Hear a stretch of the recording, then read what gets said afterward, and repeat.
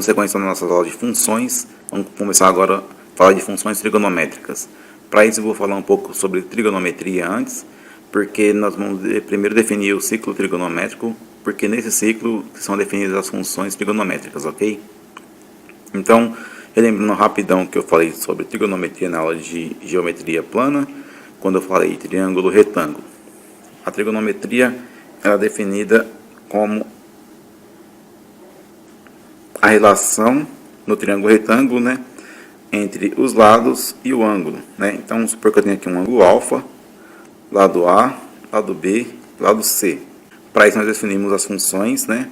Seno desse ângulo alfa igual o A, que é cateto oposto sobre a hipotenusa. O desse ângulo alfa era o cateto adjacente sobre a hipotenusa. A tangente desse ângulo alfa era igual ao cateto oposto sobre o cateto adjacente, né? E nós vimos que com essas funções aqui, seno, cosseno e tangente, é possível relacionar os ângulos internos do triângulo retângulo com os lados do triângulo, ok? E também nós vimos uma tabela de ângulos notáveis, né? Que é a seguinte. Então, essa tabela aqui que nós vimos na aula de geometria plana, né? Que nós mostramos os ângulos 0, 30, 45, 60 e 90 graus e os valores correspondentes para esses ângulos das funções seno, cosseno e tangente.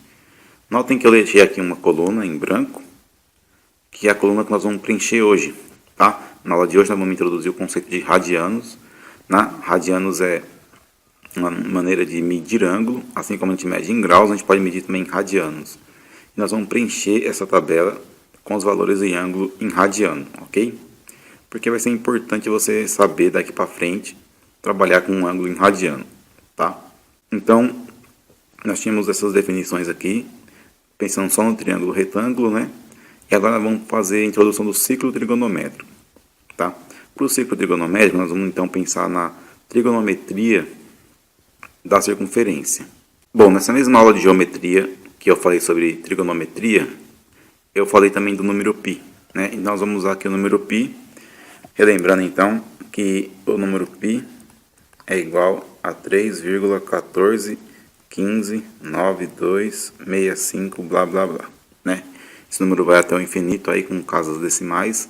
As casas decimais nunca se repetem e não tem padrão. Logo, ele é um número irracional. Agora, falando da trigonometria na circunferência, a gente vai ter o seguinte. Vamos avaliar a relação entre ângulo e arco da circunferência, tá? Ou seja, ângulo e comprimento. Se eu pegar uma circunferência qualquer aqui, eu tenho aqui o centro da circunferência, e vamos supor que eu pego aqui uma reta em relação ao centro, né? Isso aqui é o raio. Eu descrevo aqui um arco de circunferência dessa forma aqui. Se eu fizer isso, eu vou formar um ângulo, né? Que eu vou chamar aqui de alfa. E esse arco de circunferência aqui vai ter um comprimento, que é x, ok? Então, a partir do raio da circunferência e do comprimento desse arco, a gente define o que é radiano, ok? O ângulo alfa, se eu for medir ele em radianos, ele vai ser a divisão do comprimento do arco da circunferência, né, pelo raio da circunferência, tá? Então, vou escrever isso aqui. Então, essa é a definição do radiano, tá? A relação entre o arco, formado por esse ângulo, e o raio da circunferência. Nós vimos lá na aula de geometria analítica também, que na aula de circunferências, né? Que esse arco aqui, a gente pode calcular ele como sendo assim. O comprimento do arco é igual ao ângulo vezes o raio, tá? Mas isso só funciona se o ângulo estiver em radianos, ok? Então, como só funciona se o ângulo estiver em radianos, então já indica aqui que esse ângulo alfa está em radiano. Então, isolando aqui o ângulo alfa, então a gente pode escrever assim. Alfa é igual ao comprimento dividido pelo raio. E aí fica aqui definido então o ângulo alfa em radiano. Vai ser sempre o comprimento do arco dividido pelo raio. E então vai ser importante, por quê? Porque se eu tenho um ângulo de 30 graus, eu também tenho como definir esses 30 graus em radianos, tá? e assim por diante. Qualquer ângulo, 90, 180, 30, 45, todos os ângulos eu posso ter ele em graus e também posso ter em radiano. Então vamos ver qual que é a relação entre ângulo em graus e ângulo em radiano. Então lembrando que numa circunferência, eu posso ter então um ângulo em radiano, que é igual ao comprimento do arco dividido pelo raio, certo? Isso para um ângulo qualquer. Agora se eu pegar uma circunferência e calcular o comprimento total dela, nós vamos ter assim, eu tenho a circunferência, né? Eu tenho um raio aqui R e quero calcular o comprimento total dela. O comprimento total de uma circunferência é igual a 2 vezes π vezes R, certo? E se eu pegar o arco inteiro da circunferência, né, todos os ângulos aqui, eu vou ter 360 graus. Então, 2πr é um comprimento que corresponde a 360 graus, certo? Então, o ângulo correspondente aqui, vamos chamar de θ, é 360 graus, ok? Então, se eu pegar esses 360 graus e ver quanto que dá em radianos, a gente consegue tirar a relação aqui, entre os dois. Bom, para eu saber quanto que é o ângulo em radiano, é só usar essa fórmula aqui, ok? Então, eu pego o comprimento e divido pelo raio. O comprimento é 2πr. Divido pelo raio, fica assim. Se eu dividir pelo raio, então eu posso cortar raio com raio aqui, certo? Então, o ângulo alfa para uma volta completa vale 2π, ok? E aí, por isso que eu lembrei lá do π naquela parte que eu comecei a falar de radianos, porque todo o ângulo em radiano ele vai aparecer aqui em função de π, tá? Então, a volta completa é 2π, logo metade de uma volta, que é 180 graus, vai ser π e assim por diante. E a gente ainda pode usar a regra de 3 para fazer a conta e chegar nos valores de ângulo que a gente quer, tá? Se eu tiver um ângulo em graus, eu quero converter para radiano, a gente usa a regra de 3. Vou fazer aqui alguns exemplos disso. Então vamos calcular os valores dos ângulos notáveis em radianos para a gente preencher a tabela. Quais são os ângulos notáveis? 0, 30, 45, 60 e 90 graus, né? Então, olha lá, eu sei que 360 corresponde a 2π, então 0 graus corresponde a um ângulo aqui. Então, formando aqui duas frações para usar a regra de 3, então vou ter isso aqui. Então, 360 vezes alfa é igual a 2π vezes 0, que é 0. Então, alfa é igual a 0 dividido por 360, alfa é igual a 0. Ok? Então, em radianos, o 0 vai dar 0. Vamos ver agora o 30. 360, aqui pode escrever assim, tá? Rad. 0 rad, porque é 0 graus. Mesma coisa aqui, ó. 360 dividido por 30 é igual a 2π dividido por alfa. Então, eu vou ter o seguinte. Se eu cortar 0 com 0 aqui, já ajuda, né? 36 dividido por 3 dá 12. Isso é igual a 2π dividido por alfa. Então, passo o alfa para cá multiplicando. Fica 12 alfa igual a 2π. Então, alfa é igual a 2π dividido por 12. Alfa é igual a π sobre 6. Certo? Então, 30 graus é igual a π sobre 6 radianos. Continuando agora em 45. 45 graus, vamos fazer a mesma coisa. 360 dividido por 45. Isso é igual a 2π dividido por alfa. Fazendo o cálculo aqui, então, vamos ficar com 60 alfa igual 2π vezes 45.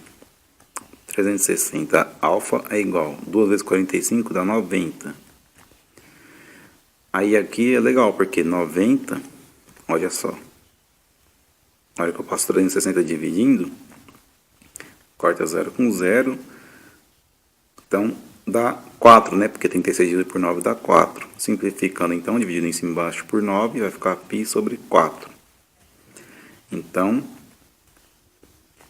45 graus corresponde a π sobre 4 radianos. Os últimos dois casos aqui, 60 e 90, né? Então, 60 graus. Vai ficar então 360 dividido por 60 é igual a 2π dividido por alfa. Então dá para cortar e cortar aqui. 36 dividido por 6 dá 6 igual 2π sobre alfa. Então passa alfa multiplicando, né? 6 alfa igual a 2π. Portanto, alfa é igual a 2π dividido por 6. Dividir em cima e embaixo por 2. Alfa é igual a π sobre 3 radiano. Então, 60 graus corresponde a π sobre 3 radianos. Por último, 90. 360 sobre 90 é igual a 2π sobre alfa. Aqui na esquerda, pode cortar 0 com 0. 36 dividido por 9 dá 4, que é igual a 2π sobre alfa. Passo alfa multiplicando, fica 4 alfa igual a 2π. Portanto, o alfa é igual a 2π dividido por 4. Simplificando, dividindo em cima e embaixo por 2, alfa é igual a π sobre 2 radianos. Então, fiz alguns exemplos aqui de conversão de ângulo, de graus para radiano, e usei para esses exemplos os ângulos notáveis, porque eu quero preencher de novo aquela tabela. Vamos voltar lá. Então, nós vamos ter o seguinte: 0 graus é igual a 0 radianos. 30 graus é igual a π sobre 6 radianos. 45 graus é igual a π sobre 4 radianos. 60 graus é igual a π sobre 3 radianos. E 90 graus é igual a π sobre 2 radianos. Ok? Então, essa tabela pode ser convertida, então, de graus para radiano. Então, essa coluna é a coluna dos rádios aqui. E os ângulos, estando em graus ou estando em radiano, não importa. O valor do seno, do cosseno, então a gente vai dar a mesma coisa. Tá? Só tomar cuidado com o seguinte: caso você vá usar uma calculadora, a calculadora ela vai pedir para você informar se você vai usar os cálculos de trigonometria em radiano ou em graus, tá? Tem que tomar esse cuidado, porque se você usar em graus, você vai colocar os valores que estão na coluna em graus. Se você for usar radiano, você tem que colocar a calculadora configurada para trabalhar em radianos e não usar mais ângulos em graus, usar ângulos em radiano, tá? Então tome esse cuidado aí. Mas o que eu queria mostrar aqui mesmo era a relação entre graus e radianos e mostrar que existe então essa relação aqui de conversão. E que a tabela de ângulos notáveis pode ser agora também pensada na mesma tabela, só que para radianos. E agora nós vamos ver o ciclo trigonométrico, que é o ciclo que define as funções trigonométricas, porque é o que realmente importa aqui para a gente, são as funções trigonométricas, já nós estamos falando de funções. Tudo que eu falei até aqui foi a introdução para gerar para vocês o conceito de radianos. E agora nós vamos partir para o ciclo trigonométrico.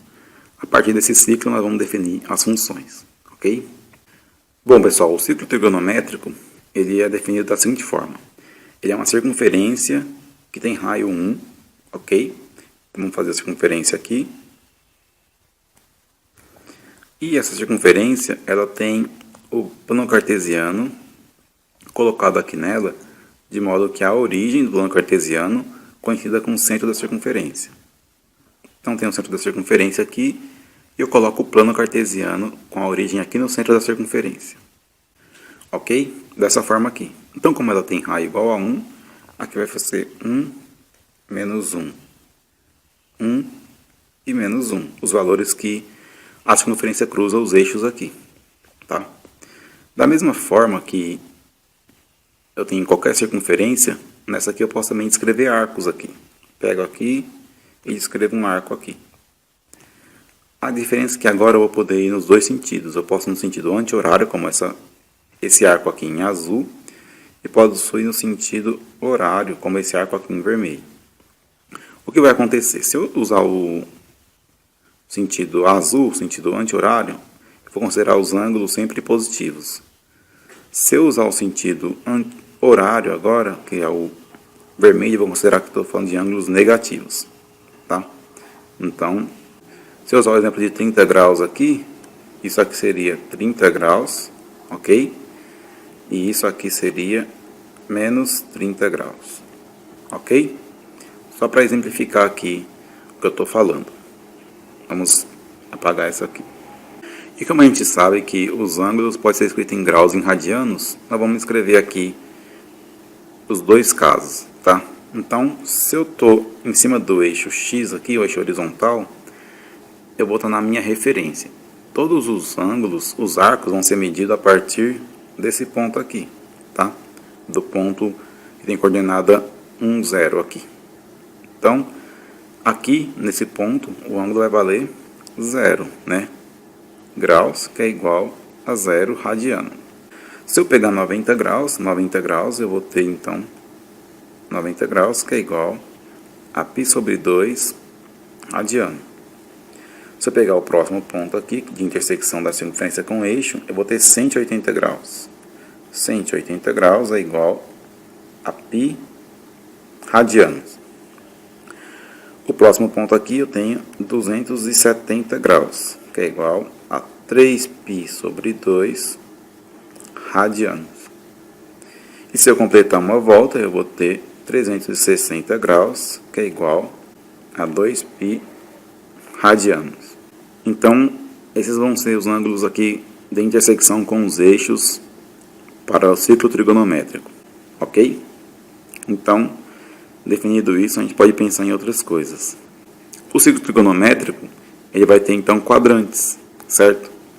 Então, nós vamos ter aqui, primeiro quadrante, para ângulos entre 0 e 90 graus. Vou ter o segundo quadrante para ângulos entre 90 e 180 graus. Vou ter o terceiro quadrante para ângulos entre 180 e 270. E vou ter o quarto quadrante para ângulos entre 270 e 360 graus. Ok? Então, alguns exercícios vão pedir para definir qual quadrante está um ângulo aqui, tá? Vou fazer dois exemplos aqui, um com grau, outro com radiano, para a gente definir em qual quadrante está o ângulo, tá? Então, vamos fazer esses dois casos aqui. Então, se eu estou falando de graus, eu vou fazer o seguinte, eu vou verificar se o ângulo é maior ou menor que 360. Se for menor que 360, significa que eu não dei uma volta completa. Se for maior que 360, significa que eu dei uma volta completa e passei alguns ângulos aqui, alguns graus, né? Então, nesse caso, 380 é maior que 360. Então, vamos ver quanto ele passou depois de dar uma volta. Para fazer isso, a gente divide esse valor por 360 e faz aqui a conta. Se eu fizer isso, eu vou ter aqui 1 vezes 360 dá 360. Para 380 dá 20. Ok. Eu vou ter, então, aqui a divisão com o resto. Isso aqui vai significar o seguinte. Significa que eu dei uma volta e depois de dar uma volta eu passei mais 20 graus. Ok? Então, se eu desenhar isso aqui no círculo trigonométrico, eu teria o círculo trigonométrico aqui. Eu teria dado uma volta, depois de dar mais uma volta eu fui mais 20 graus. Então, eu posso afirmar que 20 graus está no primeiro quadrante. Em radianos é a mesma coisa. Eu vou verificar se o ângulo é maior ou menor que uma volta, que no caso seria 2π. Nesse caso, 2/3 é menor que 2π, então eu não dei uma volta completa. Se eu não dei uma volta completa, basta eu ver aqui que posição eu estou do plano cartesiano. Se eu estou numa posição aqui que eu não dei uma volta completa, então onde eu estaria aqui? Pegando então essa fração aqui e dividindo, eu vou ter 2/3 é igual a 0,6666, assim por diante. Então, 2/3 é maior que π sobre 2, certo? Então, só que ele é menor que π, né? Então, ele está entre π sobre 2 e π. Se ele está entre π sobre 2 e π, a gente vai estar onde? No círculo trigonométrico. Pegando o círculo trigonométrico aqui, eu vou ter o círculo trigonométrico. O meu arco, então, veio até aqui, ó. Esse arco aqui tem um ângulo de 2π sobre 3. Então, eu estou no segundo quadrante, certo? Então, eu estou entre π sobre 2 e π. Então, eu estou no segundo quadrante, certo? E assim por diante. Então, você pode pensar aqui em várias maneiras e tentar achar o quadrante que está o ângulo. Eu fiz só 2 exemplos porque não é um caso muito frequente aí nos exercícios. Então, foi só para demonstrar aqui a questão dos quadrantes. E vamos para o ponto que realmente importa agora, que é falar de função trigonométrica. Tá? Baseado no ciclo trigonométrico, vamos definir as funções trigonométricas. Ok? Então, vamos desenhar novamente aqui o ciclo trigonométrico e explicar então as funções trigonométricas a partir desse ciclo. Ok? Então, pensando aqui no ciclo trigonométrico, nós vamos ter aqui um arco de círculo. Vou colocar esse arco aqui. Ok? Esse arco aqui, então, ele tem um certo ângulo aqui. Vou chamar de x, não de alfa, tá? Um ângulo x, que agora é uma variável. Então, aqui é o ângulo x. Só que, olha, se eu traçar uma reta vertical aqui, dessa forma,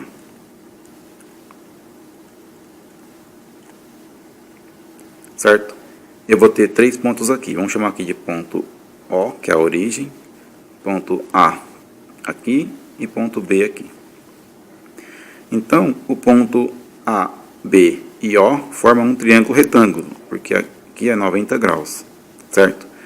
Se forma um triângulo retângulo, eu tenho aqui, então, como definir as funções seno e cosseno aqui, não tenho? Então, eu vou ter as coordenadas aqui do ponto de intersecção desta reta aqui com a circunferência, certo? E essas coordenadas aqui, elas podem ser feitas o seguinte. Eu sei que o raio da circunferência é igual a 1. Então, vamos apagar aqui os pontos A e B. Eu sei que o raio da circunferência é igual a 1. Então, essa linha azul aqui tem comprimento igual a 1, certo? Eu sei também que esse comprimento aqui vertical é o cateto oposto do ângulo x. Esse comprimento aqui horizontal é o cateto adjacente do ângulo x, certo? E o raio aqui, além de valer 1, ele também é a hipotenusa, né? Então aqui eu consigo definir as funções, né? Seno e cosseno. Veja, eu posso colocar aqui seno do ângulo x é cateto oposto sobre a hipotenusa, certo? Só quem é o cateto oposto? O cateto oposto, se eu pensar nisso aqui, ó, é essa coordenada aqui, ó. Aqui eu vou ter uma coordenada que é 0 em x, cateto oposto em y, certo? Então, essa coordenada aqui está assim. E como a hipotenusa vale igual a 1, então o seno de x vai ficar cateto oposto dividido por 1. Então, o seno de x é exatamente igual ao cateto oposto.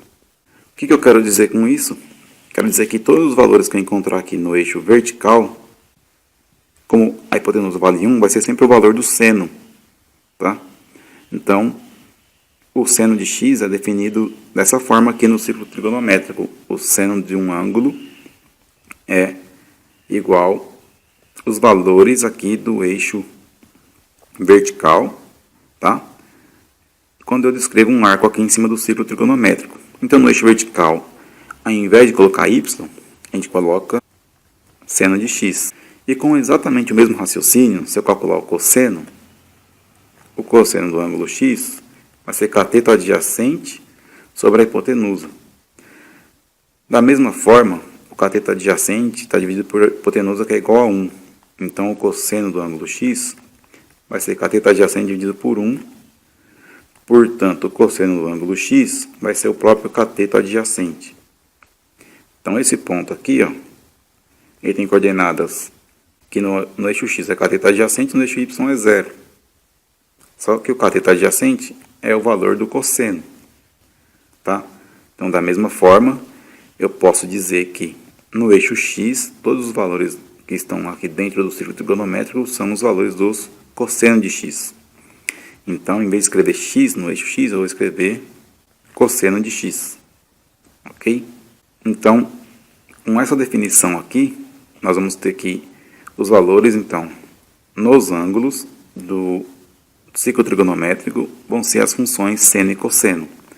O seno são os valores que estão no eixo vertical e o cosseno são os valores que estão no eixo horizontal.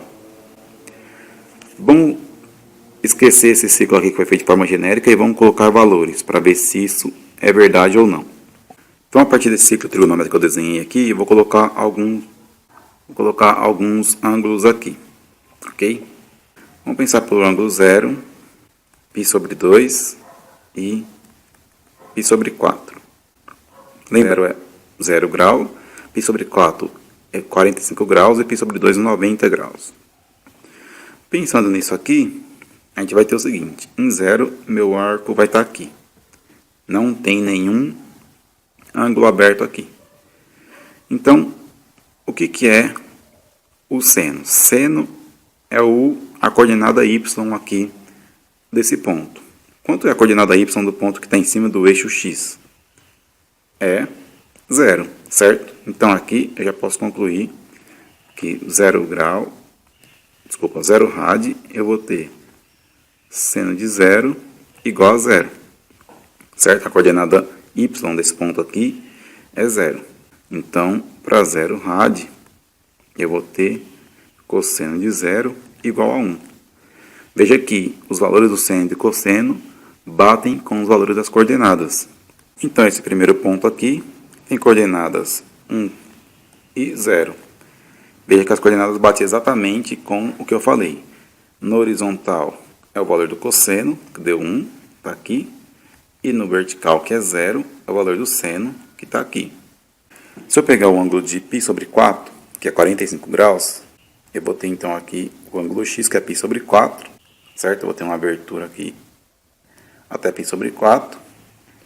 E as coordenadas aqui, quais vão ser? Bom, quando o ângulo é 45, eu posso pensar que essa reta aqui, que é o raio da circunferência, é a diagonal do quadrado. E ela vale igual a 1, certo? Que é o raio da circunferência. E 1, sendo a diagonal do quadrado, eu posso pensar o seguinte: a diagonal do quadrado é o lado vezes raiz de 2. Isso é igual a 1, certo? Então, o lado do quadrado vai ser 1 dividido pela raiz de 2. Então, o lado do quadrado, fazendo a racionalização aqui, é raiz de 2 sobre 2, certo? Daqui para cá, a gente multiplica em cima e embaixo pela raiz de 2, né? Olha lá a aula de radiciação para você lembrar disso aqui. Então, aqui as coordenadas são as seguintes. Nesse ponto aqui, vou ter coordenada em x. Desse ponto é raiz de 2 sobre 2 em y é 0. Certo? Então, nesse ponto aqui, a coordenada vai ser 0 para x, raiz de 2 sobre 2 para y. Certo? Que é o lado do quadrado. Então, já que eu peguei aqui esses pontos, eu consigo definir, então, para 45 graus, que na verdade é π sobre 4, a gente tem que o seno de π sobre 4 é igual a raiz de 2 sobre 2, que é a coordenada aqui. E para π sobre 4, o cosseno de π sobre 4 é igual a raiz de 2 sobre 2, que é a coordenada x aqui.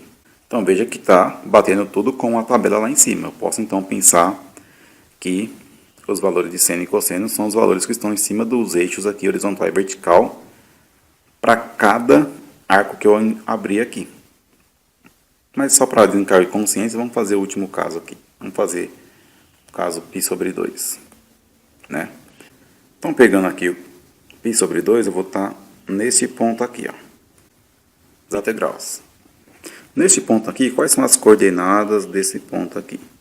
Eu estou em cima do eixo y, na coordenada 0 para x e 1 para y, porque o raio da circunferência é 1, certo? Então, a coordenada x é o valor do cosseno, e a coordenada y é o valor do seno. Então, está concluído aí, ó, seno de π sobre 2 é igual a 1 e cosseno de π sobre 2 é igual a 0. Bate certinho com a nossa tabela lá com os ângulos notáveis, certo? Então, essas são as funções seno e cosseno, como elas são definidas.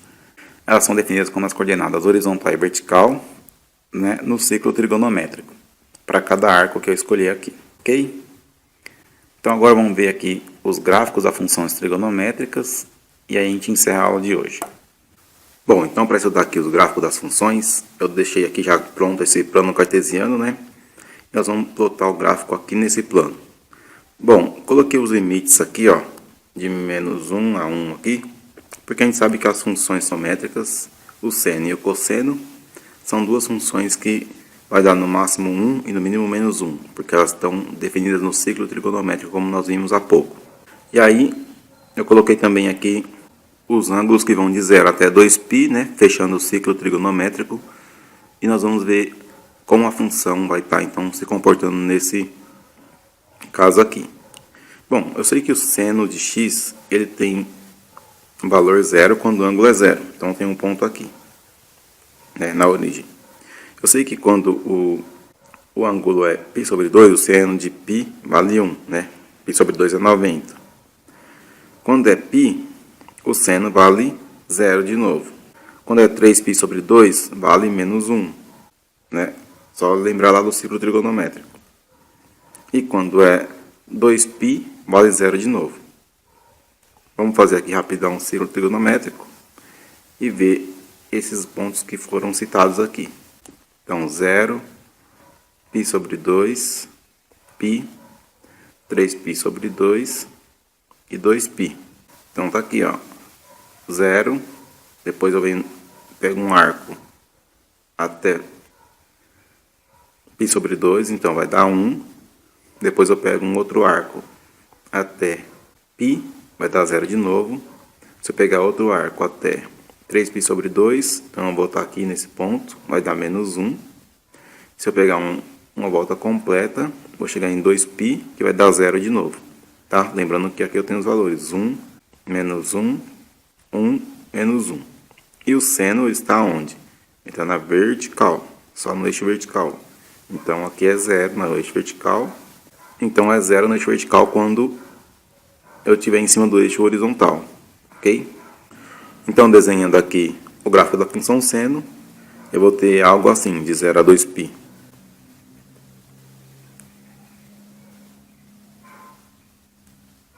Algo dessa forma aqui.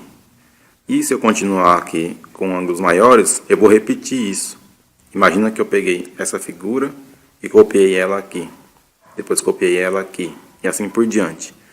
Então, essa figura que foi formada de 0 a 2π, ela vai se repetir, de 2π a 4π, de 4π a 6π e assim por diante. A cada 2π eu vou ter essa mesma figura que foi formada aqui. Tá? Então, essa é a função seno, né? E o que é importante aqui? Continuando as explicações sobre função. Ela não tem nenhuma restrição nos valores de x. Os valores de x podem ser quaisquer valores. Isso significa que o domínio dela são todos números reais. Eu posso colocar qualquer valor de x aqui que vai estar ok. A imagem são valores do eixo y, logo são valores que estão entre menos 1 e 1, certo? Então, qual seria a imagem dela? Todos os y pertencentes aos reais, tal que menos 1 é menor ou igual a y, que é menor ou igual a 1. Então, a imagem está entre menos 1 e 1. Uma coisa super importante do seno de x é que ele é uma função ímpar. Lembrando da aula que eu expliquei aqui que era função ímpar é a função que f de menos x é igual a menos f de x. Ok? Então, se a gente pensar no ciclo trigonométrico, a gente tem o seguinte, a gente tem o ciclo, e a gente sabe que se eu abrir para essa direção é positivo e para essa direção é negativo, né?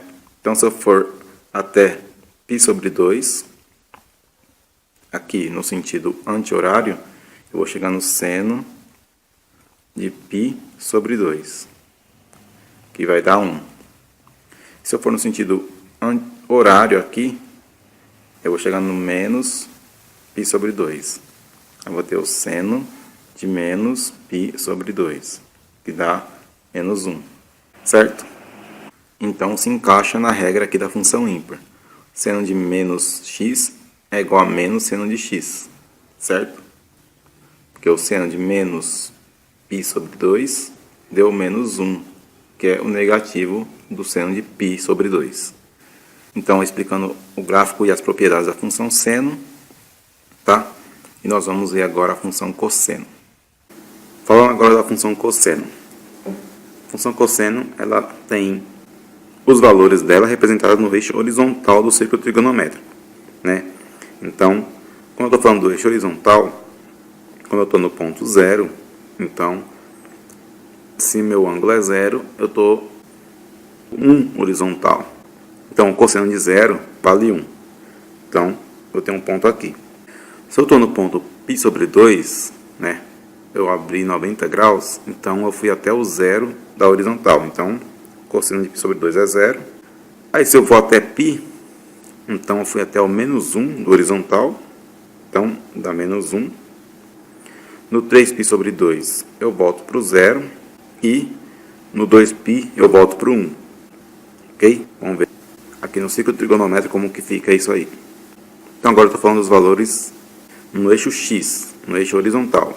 Então, no 0, está aqui. Então, vale 1. Certo?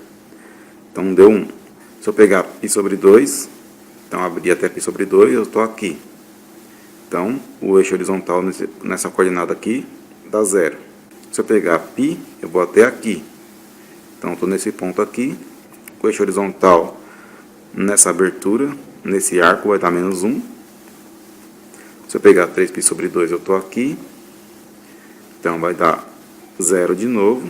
Se eu pegar 2π, eu estou aqui, que deu 1. São os pontos mostrados aqui nesse gráfico, né? Então, eu tenho esses pontos aqui para a função cosseno, tá? Então, desenhando aqui o gráfico dessa função, teríamos uma curva nesse formato aqui.